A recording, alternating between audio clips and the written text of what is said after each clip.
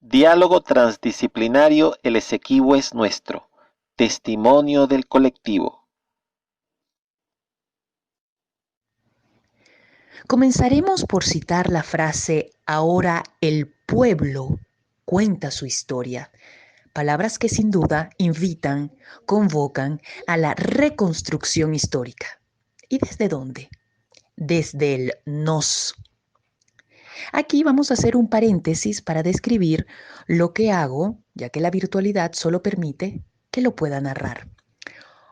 Cuando digo nos, en ese mismo instante mi dedo índice dibuja en el aire un círculo que les rodea y nos involucra en un mismo tejido de acción para hacer un entreverado de acontecimientos que nos forjan, porque eso somos, un entramado de acontecimientos que se forjan y cuando menos lo pensamos, somos parte de un árbol cuyas raíces fueron echadas por los y las protagonistas de un hecho histórico. En el año de 1910, Gómez, de quien hablaremos un poco más adelante, puesto que los acontecimientos los relacionan, designa un edificio para la actividad archivística del país, por allá, por la avenida Urdaneta en Caracas, para la protección de los documentos originales y relevantes de la patria.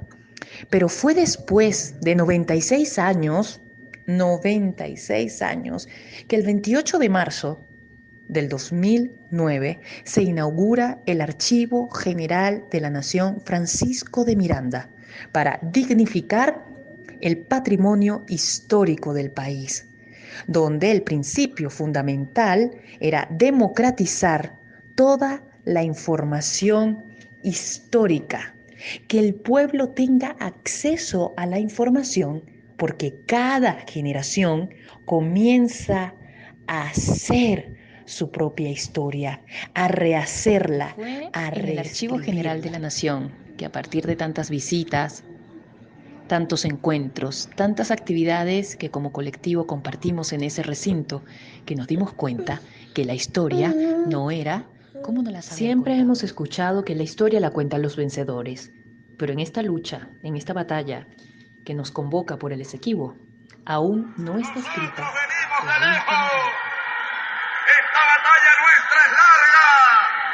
Esta batalla nuestra tiene más de 500 años en esta tierra.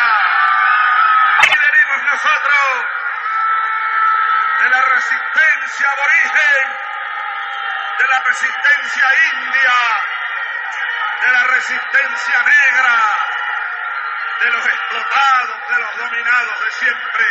Somos los hijos de Simón Bolívar, las hijas de Simón Bolívar.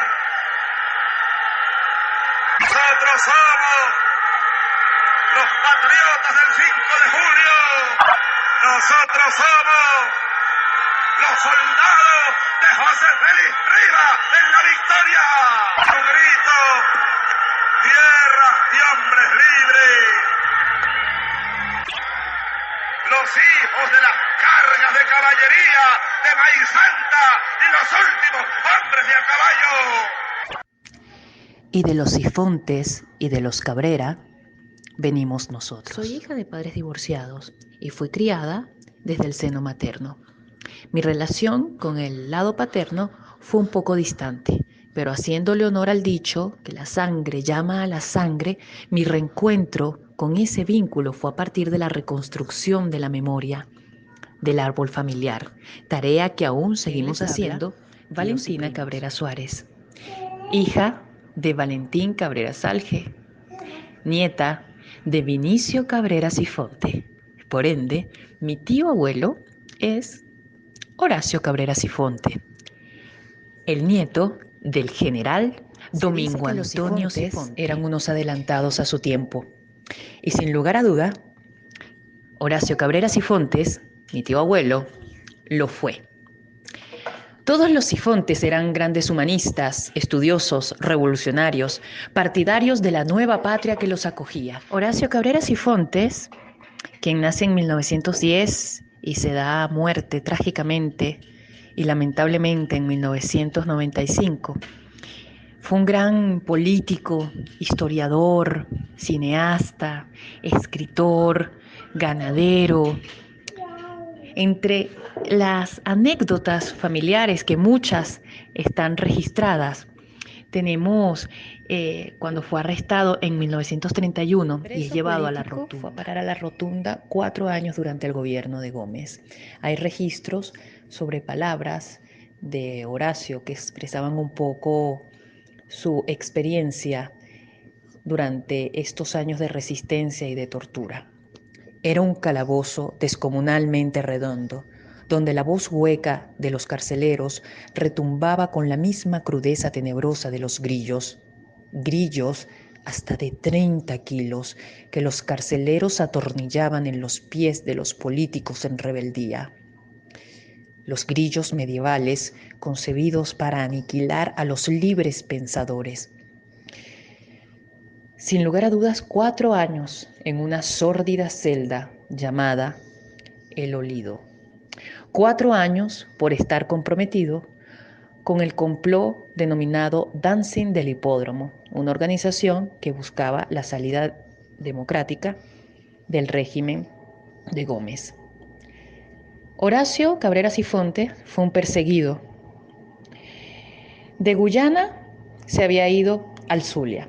Se internó en la montaña, en la profundidad del monte. Allí se dicen muchas anécdotas familiares que le llamaban el cazador de tigres. Luego fue a Caracas intentando normalizar su vida por aquello de la urbanidad, pero su militancia, sus ideas lo llevan nuevamente a la cárcel y así al exilio. Entre vueltas y vueltas y vueltas y exilios, idas y venidas, va hasta Bogotá. Allí en California Estudia, entre otras cosas, ingeniería de sonido.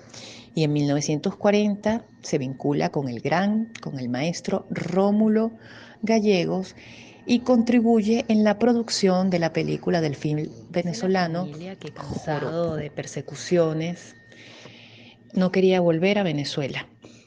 Pero Arturo Uslar Pietri, que en ese momento era ministro de Relaciones Interiores, le dice a él: Venezuela no tiene presos políticos ni políticos expulsados. Y así que hizo retornar al tío abuelo Horacio Cabrera Sifontes. Vuelve a la patria Venezuela. Y es tomado por esa fuerza telúrica de la tierra de sus ancestros, donde batallaron sus abuelos, la tierra de sus padres. Ahí retoma la faena agropecuaria y se convierte en el presidente de la Federación de Ganaderos del Estado. Bueno, entre parte de lo que ya está inscrito en la historia, un tanto desconocida o poco mencionada, bueno, Horacio se convierte en un gobernador interino del Estado Bolívar.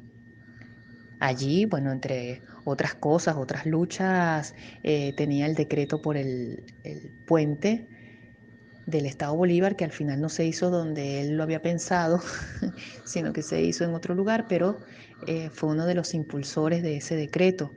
Tiene una cantidad de libros escritos donde está registrada la historia de la lucha. Es electo como senador del Estado Bolívar y allí, en ese puesto, defiende la reclamación venezolana de Guayana Esequiba, que culminaría en la firma del Acuerdo de Ginebra en 1966. Él habla sobre cómo Inglaterra se ha aprovechado de los conflictos internos de Venezuela para hacer sus arremetidas, sus avanzadas, tratando, entre otras cosas, de dominar todo lo que tiene que ver con el Orinoco para tener una posición estratégica militar. Y cuando vemos nuestra fecha al 2020, cualquier parecido con la realidad no está en ningún partido, sino en el campo. Esas eran las palabras del tío abuelo Horacio Cabrera Sifontes. Y lo decimos por todo lo que se ha dicho en torno a su trágica muerte en 1995. Ya García Márquez nos habla de la epidemia del olvido. Luego tenemos a Saramago hablando de la epidemia de la ceguera. Y Giovanni Papini habla de la epidemia del suicidio. Esto lo citan cuando se refieren a el suicidio, la acción que lamentablemente él lleva a cabo. Un lunes 15 a las 5 de la tarde Él tuvo el valor de dispararse. Siempre se le ha querido llevar a, digamos, todos estos mitos que hay en torno a la cadena de suicidios de militantes del URD. Pero en el seno familiar se desmiente cualquier acción en relación a esto. Horacio Cabrera Sifonte fue diagnosticado con un tumor cerebral y él, en el pánico, en el miedo de verse postrado en una cama, asistido, porque mi abuelo Vinicio estaba enfermo y él veía a su hermano cómo iba envejeciendo, cómo se iba acabando en vida, prácticamente estar muerto en vida. Y yo creo que él en ese instante, sumido por una cantidad de emociones y de sentimientos, de verse como su hermano, dependiendo de otras personas, decide quitarse la vida. Un tremendo legado y muchos libros, muchas historias por continuar nos ha dejado el abuelo tío. Y es que teníamos que hablar de Horacio porque él es el escritor del libro El Abuelo, donde se narra toda la historia del general Domingo Antonio Sifonte Cabrera, el abuelo, mi tatarabuelo. ¿Qué me iba a imaginar yo? Que de tanto dibujar y dibujar mapas en historia y aprendiéndome todos los estados y todos los municipios, jamás relacioné el municipio Sifonte con mi familia, con mi historia, con mi acervo, con la memoria. Lleva ese nombre en su honor. Un llanero a carta cabal. Dicen que dominaba un toro, educaba un caballo, pero eso no era nada para el general Domingo Antonio Cabrera Sifonte. Y no era cualquier general machetero, no, era un general con un extraordinario nivel cultural. Se dice que hasta ejecutaba el violín el tatarabuelo. Tenía un buen prestigio en la región. Dicen que incomodaba hasta el propio Guzmán. Este tatarabuelo mío escribió una de las páginas más gloriosas y a la vez poco conocidas. Un patriota poco nombrado, un héroe venezolano que ha pasado desapercibido. De Cantaura, nace por allí por los 1834, pero fue a Tumeremo desde niño. El tatarabuelo, el general Domingo Antonio Cabrera Sifontes, deberían ser lecturas obligatorias de identidad y soberanía de nuestro país. En mi familia se dice, hay una anécdota muy simpática que dice que los ingleses ponían la bandera y el abuelo bajaba la bandera y ellos volvían a poner la bandera y él las bajaba. Cuando uno hurga un poco en la historia, también se refiere a unos cartelitos que iban demarcando la zona y él mandaba quitar esos carteles. En 1893 y 1894, Gran Bretaña realiza una ofensiva tratando de apoderarse del territorio del Esequibo e incluso llega hasta la boca del río Orinoco. Ante esta amenaza, el gobierno nacional designa una guarnición militar para la defensa del Esequibo ubicada en el río Cuyuní a la orden nada más y nada menos que del general Domingo Sifonte. Esta expedición, además de defender el territorio, tenía como objetivo estudiar la región, levantar líneas telegráficas, construir caminos y fundar poblaciones, objetivos que cumplió a cabalidad y con éxito mi tatarabuelo. De allí las historias familiares de que el abuelo izaba la bandera venezolana cada vez que los ingleses osaban poner la suya. También dicen que si ellos colocaban carteles en los caminos, los ingleses, mi tatarabuelo los mandaba a quitar. El 5 de julio de 1894, mi tatarabuelo iza la bandera venezolana en el territorio Esequibo y el resto de todo el año permanece allí, ocupada militarmente ambos márgenes del Cuyuní. Los ingleses realizaban un último avance a principios de enero de 1895, el cual es detenido por el general Sifonte, quien incluso capturó un contingente capturado de soldados británicos. Entre otras acciones, más la presión diplomática venezolana, obliga a Gran Bretaña a ir a la mesa de negociaciones, la cual termina el laudo arbitral de París de 1895, laudo manipulado por Gran Bretaña. Independientemente del resultado, la nación venezolana detuvo esa usurpación, ese intento de quitarnos, de robarnos el Esequibo, y el avance británico hacia el Orinoco fue detenido por mi tatarabuelo Sifonte, Domingo Sifonte. Esto es un hecho real, un hecho criollito nuestro, porque nosotros defendimos y defenderemos el Esequibo, porque el Esequibo. Les invito pues con este testimonio vívido a releer Buscando la maneras de historia. Proceder, me topé con mi propia historia. Mi tatarabuelo, el general Domingo Sifontes, defendió hasta el final nuestro territorio, nuestra soberanía. Mi tío, mi abuelo tío, Horacio Cabrera Sifonte, también hasta sus últimos días defendió nuestra soberanía. Es pues menester de todos y de todas accionar. Buscando maneras de proceder, Me topé con mi propia historia. Mi tatarabuelo, el general Domingo Sifontes, defendió hasta el final nuestro territorio, nuestra soberanía. Mi tío, mi abuelo tío, Horacio Cabrera Sifonte, también hasta sus últimos días defendió nuestra soberanía. Es pues menester de todos y de todas accionar. El Esequibo es nuestro.